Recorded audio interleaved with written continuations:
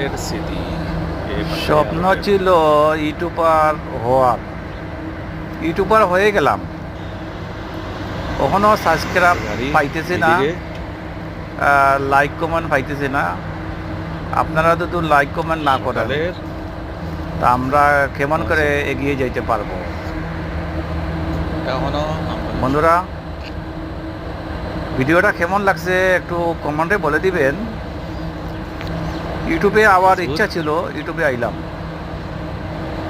আমার ভিডিওটা আপনারা সবাই লাইক কমেন্ট ফলো করবেন, সবার কাছে অনুরোধ।